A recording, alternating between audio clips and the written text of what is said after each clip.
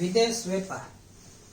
તો વિદેશ વેપાર જે ચેપ્ટર છે એમાં વિદેશ વેપારનો આજના સમયમાં ઔદ્યોગિકરણ બાદ મહત્વ વધતું જાય છે.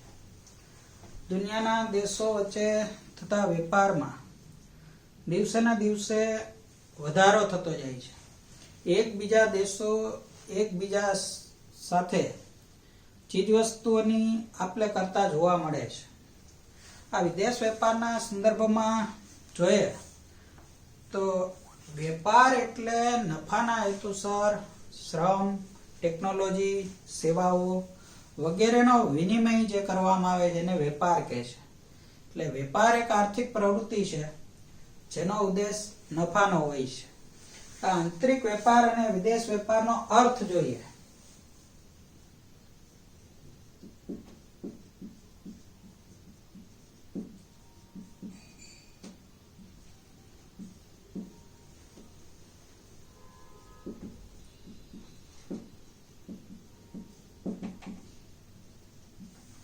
તો દેશની ભૌગોલિક સરહદોની અંદર જે વેપાર કરવામાં આવે એને આંતરિક વેપાર કહે છે કે એક જ દેશમાં જુદા જુદા ચીજવસ્તુઓ, સેવાઓ વગેરેનો જે નફાના હેતુસર વિનિમય થાય છે એને આંતરિક વેપાર કહી શકાય.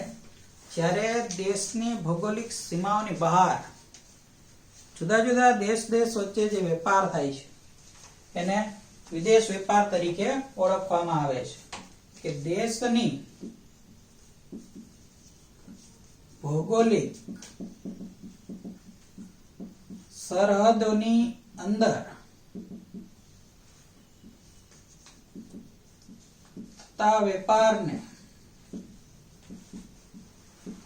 આંતરિક વેપાર કહે છે. અને દેશની ભૌગોલિક સીમાઓની બહાર દેશની ભૌગોલિક સીમાઓની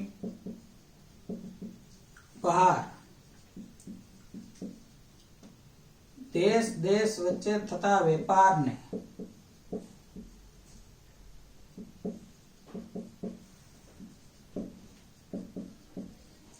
વિદેશ વેપાર કહે છે.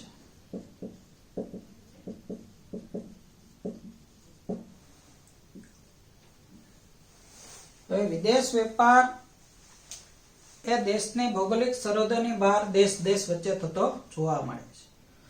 તો વિદેશ વેપાર શા માટે જરૂરી છે કે શા માટે વિદેશ વેપાર કરવો જોઈએ? તો વિદેશ વેપારના કારણો જોઈએ. બીજો મુદ્દો આ એક ગુણના અર્થ તરીકે પૂછી શકે. વિદેશ વેપારના કારણો.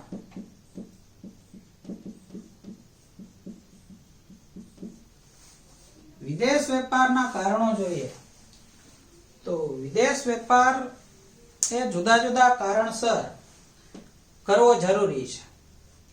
જેમાં જોઈએ તો દેશમાં ઉપલબ્ધ સાધનોમાં તફાવત જોવા મળે છે. દેશમાં ઉપલબ્ધ સાધનોમાં તફાવત.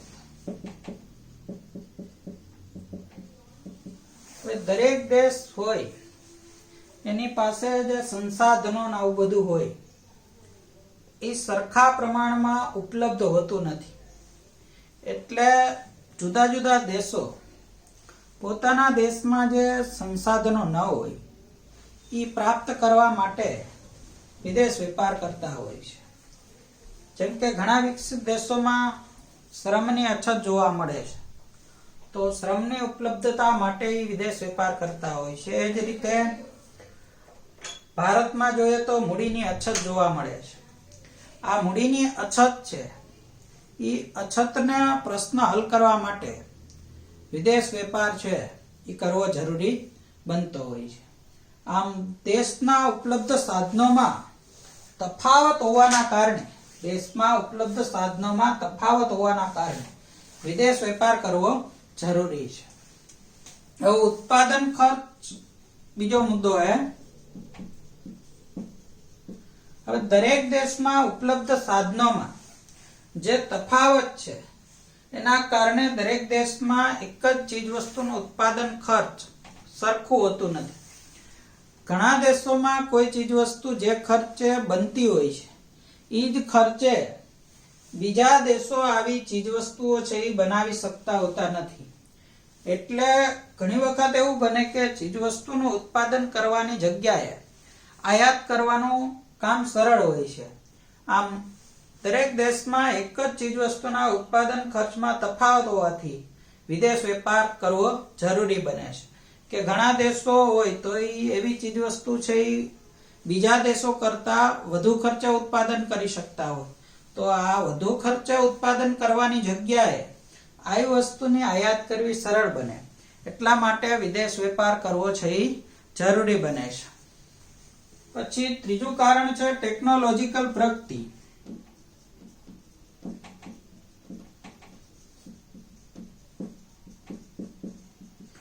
હવે દરેક દેશમાં ટેકનોલોજી છે એનો સરખા પ્રમાણમાં વિકાસ થયો હોતો નથી. અમુક દેશો ટેકનોલોજીમાં આગળ હોય છે તો અમુક દેશો છે એ ટેકનોલોજીમાં પાછળ હોય છે, મતલબ એવી ટેકનોલોજીનું ઉત્પાદન કરી શકતા હોય નહીં. એટલે ખાસ કરીને વિકસિત દેશોની ટેકનોલોજીનો લાભ લેવા માટે વિદેશ વેપાર છે એ જરૂરી બને છે. જેમ કે ભારત જે બુલેટ ટ્રેનનો પ્રોજેક્ટ અમલમાં મૂકે છે તો એ જાપાન પાસેથી વસ્તુ ખરીદવામાં આવી છે. હવે આ જાપાન દેશની ટેકનોલોજીનો લાભ આપણને મળશે એ વિદેશ વેપારના આભારી છે.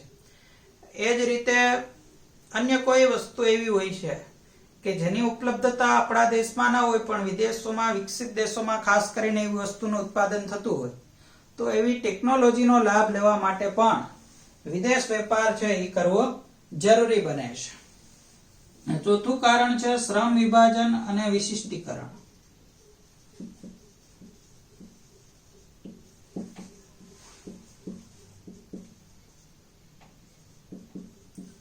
શ્રમ વિભાજન અને વિશિષ્ટીકરણ જોઈએ તો વિદેશ વેપારના કારણે શ્રમ વિભાજન અને વિશિષ્ટીકરણ શક્ય બને છે.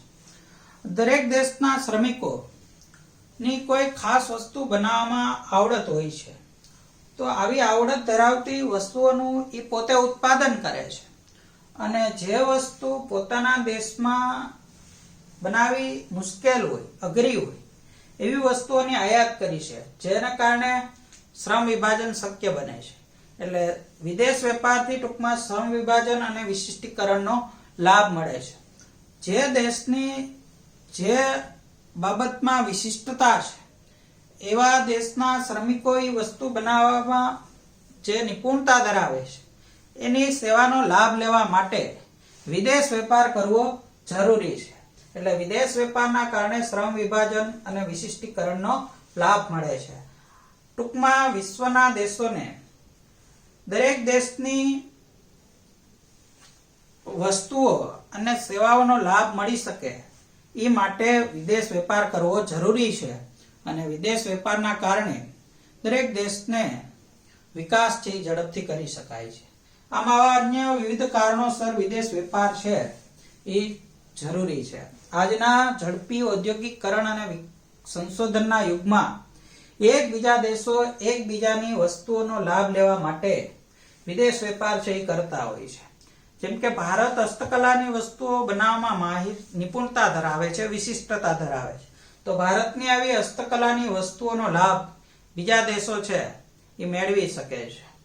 એ જ રીતે અમેરિકા છે તો માની લો કે ટ્રેક્ટર બનાવવામાં નિપુણતા ધરાવે તો એવી ટેકનોલોજી, જાપાન છે એ ઘણી બાબતોમાં નિપુણતા ધરાવે છે, તો એવી ટેકનોલોજીનો લાભ લેવા માટે વિદેશ વેપાર જરૂરી છે. હવેનો મુદ્દો છે આંતરિક વેપાર અને વિદેશ વેપાર વચ્ચેનો તફાવત.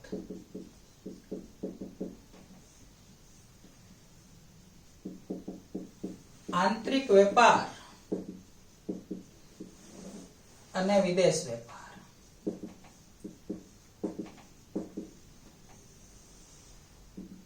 મુદ્દો જોઈએ તો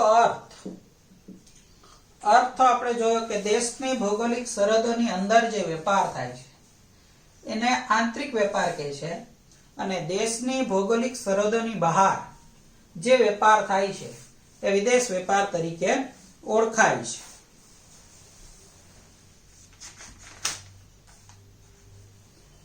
હવે કદના આધારે તફાવત કરીએ.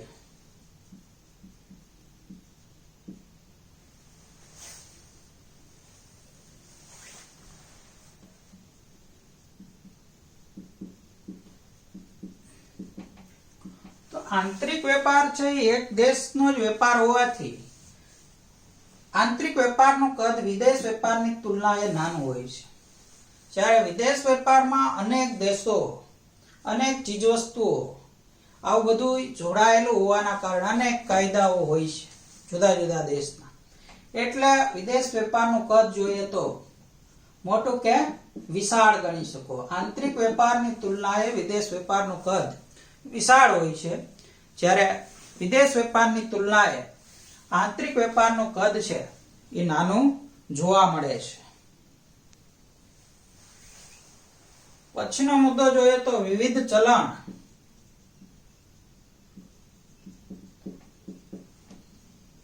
અને ચુકવણીની પદ્ધતિ.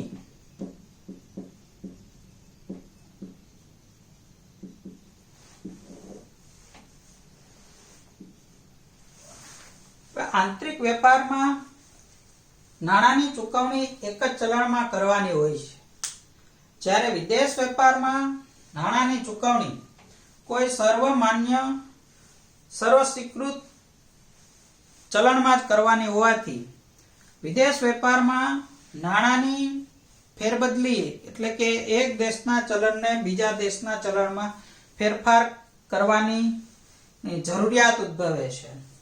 આ આંતરરાષ્ટ્રીય ચલણ જોઈએ તો અમેરિકન ડોલર છે.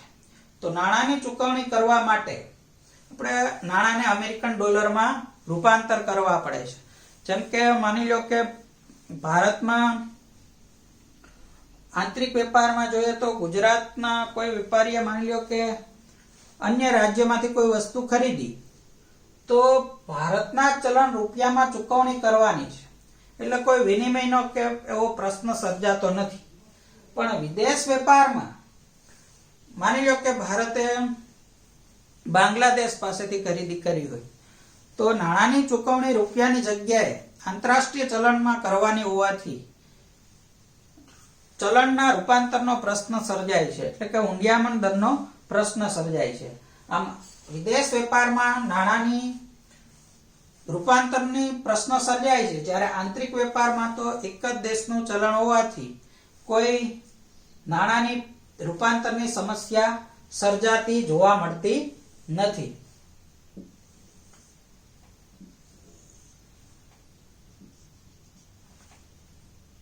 નાણાંની ફેરબદલી કે પ્રશ્ન સર્જાતો નથી, આમાં પ્રશ્ન સર્જાય છે.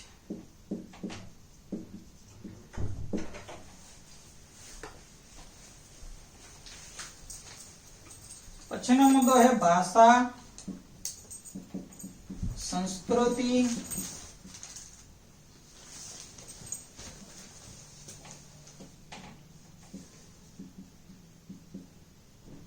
સમાજ વગેરેમાં તફાવત. એક જ દેશમાં લોકોની ભાષા, સંસ્કૃતિ, સમાજ પદ્ધતિ આવી વગેરે બાબતોમાં ખાસ તફાવત હોતો નથી. એટલે વિદેશ વેપાર આંતરિક વેપાર છે એ સરળ પડે છે, જ્યારે જુદા જુદા દેશોના લોકોની ભાષા, સંસ્કૃતિ, પછી સમાજ વ્યવસ્થા વગેરે બાબતોમાં મોટો તફાવત હોય છે. તેથી વિદેશ વેપારનું કામ વેપારી માટે થોડુંક મુશ્કેલ બને છે.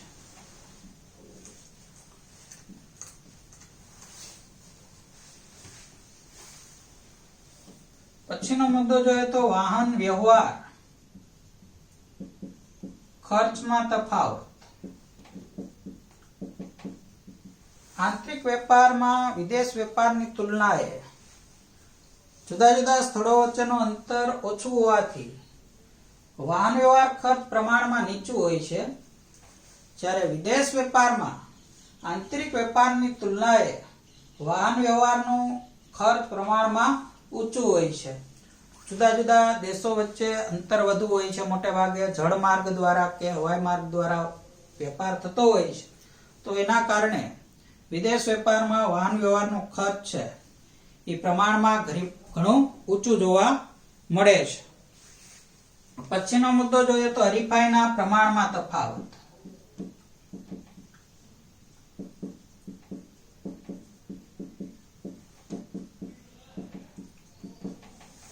હવે એક જ દેશમાં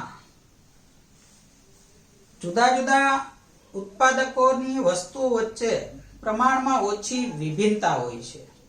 એટલે આંતરિક વેપારમાં વિદેશ વેપારની તુલનાએ હરીફાઈનું પ્રમાણ નીચું જોવા મળે છે.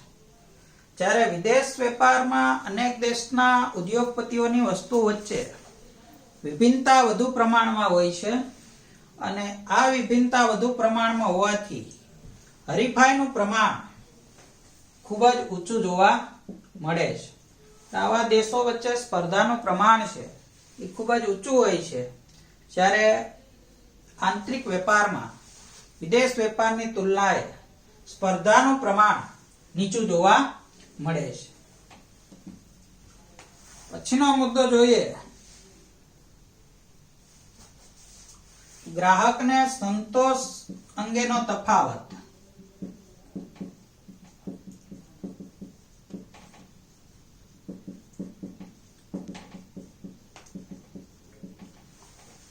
આંતરિક વેપારમાં લોકોના એક જ દેશના લોકો હોવાથી લોકોને રીત રિવાજ, સમાજ વ્યવસ્થા, શિક્ષણ, સહનશીલતા આવી બધી બાબતોમાં ખાસ તફાવત હોતો નથી અને એને કારણે આંતરિક વેપારમાં ગ્રાહકોને વેપારીઓએ સંતોષ આપવાનું કામ સરળ બને છે. જ્યારે વિદેશ વેપારમાં જુદા જુદા દેશના ગ્રાહકોની સહનશીલતા, એના રીત રિવાજ, સમાજ વ્યવસ્થા, શિક્ષણ વગેરેમાં મોટો તફાવત હોય છે. એટલે વેપારી માટે ગ્રાહકને સંતોષ આપવાનું કામ છે એ ખૂબ જ મુશ્કેલ બનતું હોય છે કે ગ્રાહકોને સરળતાથી વિદેશ વેપારમાં સંતોષ આપી શકાતો નથી. એ બધી બાબતોની ખાસ કાળજી રાખી અને વસ્તુ કે સેવા વેચવાથી જ એને સંતોષ પ્રાપ્ત થઈ શકે છે. જે વહીવટી અને કાયદાકીય વ્યવસ્થામાં તફાવત.